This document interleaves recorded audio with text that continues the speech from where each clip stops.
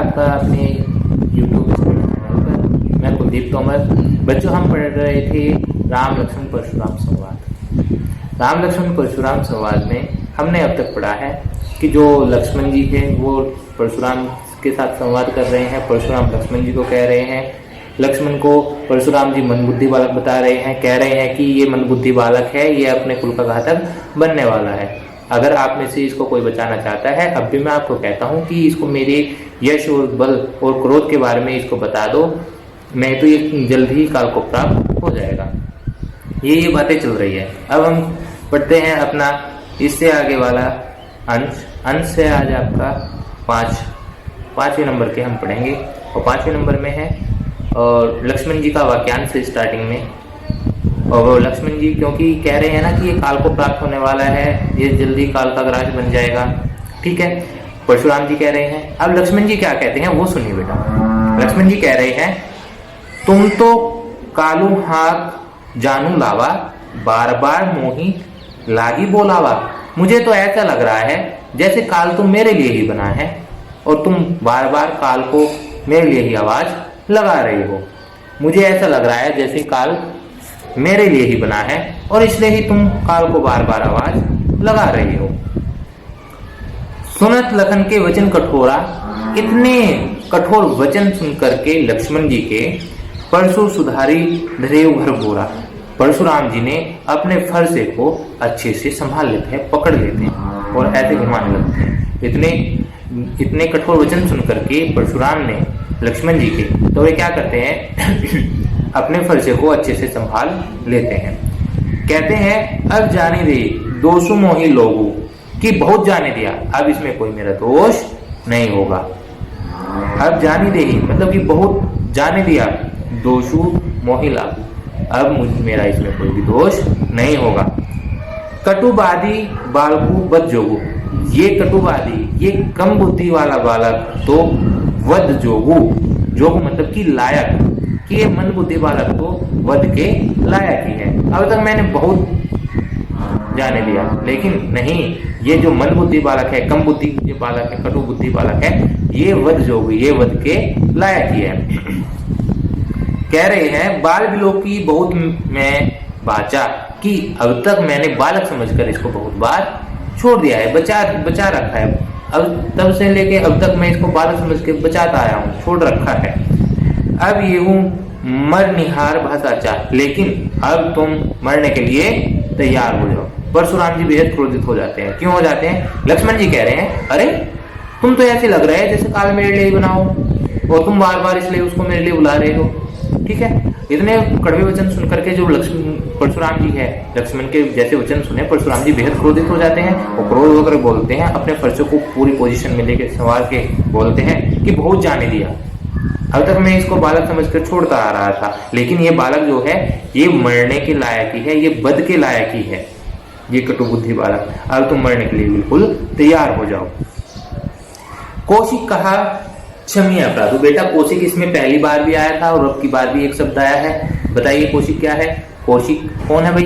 विश्वामित्र। विश्वामित्र जी कहते हैं, कौशिक कहे क्षम्य अपराध। विश्वामित्र कहती है कि हे क्षम्य अपराध, इनके अपराध को क्षमा कर दीजिए। हे मुनिवर, हे परशुराम, इस बालक के जो अपराध है उसको क्षमा कर दीजिए। बाल दोष गुण गिनी ही न साधु। बालकों के दोष साधु लोग गिना नहीं करते। जो बालक के गुण दोष होते हैं साधु लोग नहीं गिना करते।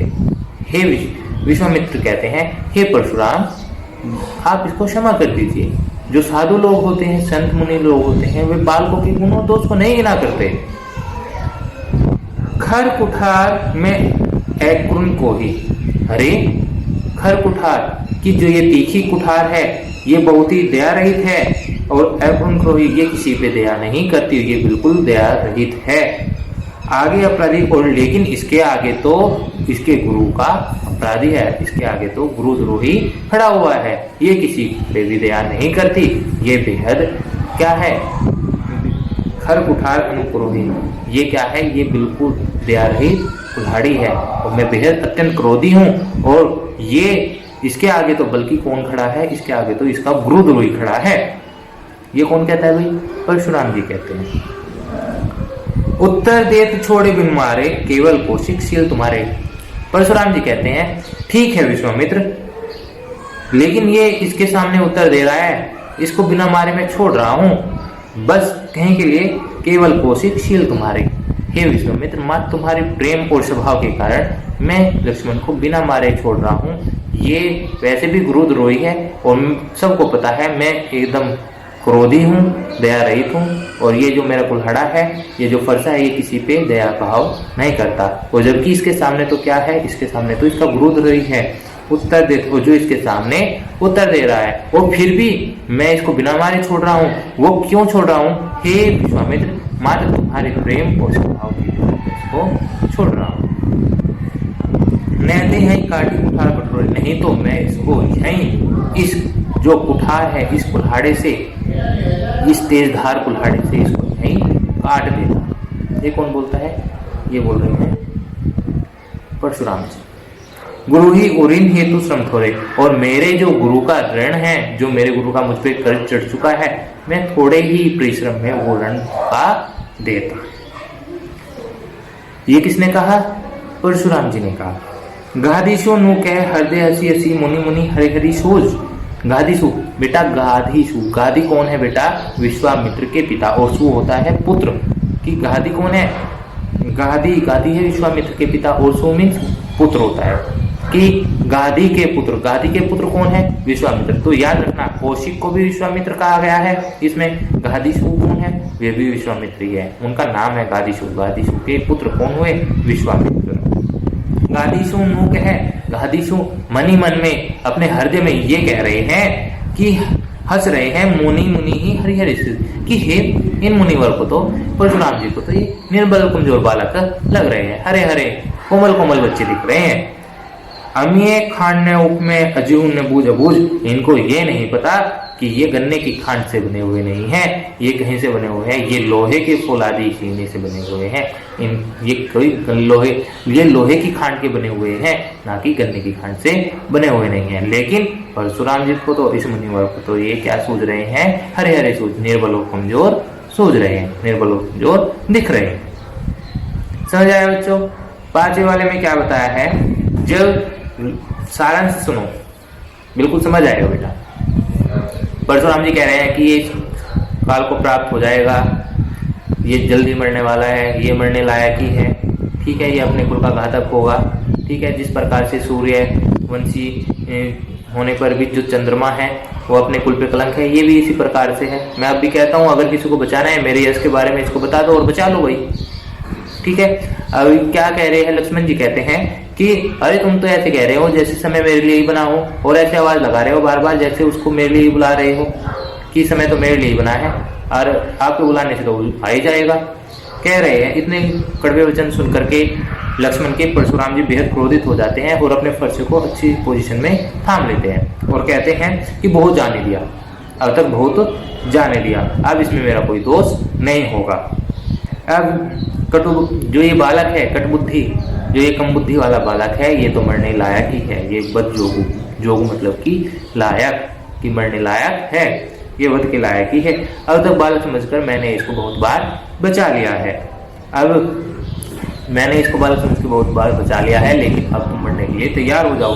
इतने में क्या है, विश्वामित्र बोल देते हैं, हे मुनिवर, इस बालक के अपराधों को क्षमा कर दीजिए, माफ कर दीजिए। और साधु लोग तो बालकों के गुण दोष को गिना नहीं करते, देखा नहीं करते, लेकिन कहते हैं परशुराम कि ये मेरे फरसे के सामने उत्तर दे रहा है और सबको पता है कि मैं, और जो ये मेरा फरसा है, ये किसी पे दया नहीं करता, ये किसी पे दया नहीं करता, और मैं अत्यंत क्रोधी हूँ। और इसके सामने तो बल्कि जबकि इसका कौन है भाई, इसके गुरु का द्रोही खड़ा हुआ है, और तब भी ये उत्तर दे रहा है। ठीक है हे मुनिवर, हे विश्वामित्र, तुम्हारे कहने मात्र से इसको छोड़ रहा हूँ, तुम्हारे प्रेम, तुम्हारे व्यवहार, तुम्हारे स्वभाव के कारण ही मैं विश्वामित्र इनको मारने से छोड़ रहा हूँ, बचा रहा हूँ, मार नहीं रहा हूँ। नहीं तो इसको मैं यहीं अपने फरसे से, अपने कुल्हाड़े से इसको यहीं काट देता, और मेरे थोड़े ही परिश्रम ही, मेरे जो गुरु का ऋणी हो चुका हूँ, कर्ज था, वो थोड़े ही परिश्रम में मेरा कर्ज वो उतर जाता। इतने में विश्वामित्र कहते हैं, हे मुनिवर, हंसते हुए कह रहे हैं, हे मुनिवर, तुम नहीं जानते कि तुम तो इनको निर्बल और कमजोर मान रहे हैं, लेकिन ये गन्ने की खांड से बने हुए पदार्थ नहीं है। इनके जो सीने हैं वो लोहे की खांड के बने हुए हैं, अर्थात ये फौलादी सीने हैं इनके। ये मन में सोच रहे हैं कि मुनिवर तो भाई निर्बल कमजोरी मान रहे हैं भाई, लेकिन इनको नहीं मालूम कि ये गन्ने की खांड से नहीं है जो मुंह में डालते ही घुल जाए, अर्थात इनके तो जो सीने हैं वो फौलादी लोहे की खांड के बने हुए हैं, जो फौलादी सीने से हैं, जो फौलादी सीने बने हुए। ठीक है बच्चों, आज के लिए इतना ही। देखते रहिए अपने YouTube चैनल को, सब्सक्राइब, शेयर। किसी भी तरह के PDF नोट्स को पाने के लिए टेलीग्राम के लिंक को ज्वाइन कीजिए और वहाँ से अपने PDF नोट्स ले लीजिए। ओके, डिस्क्रिप्शन बॉक्स में आपको टेलीग्राम मिलेगा, टेलीग्राम लिंक मिलेगा, वहाँ से लीजिए और सब्सक्राइब।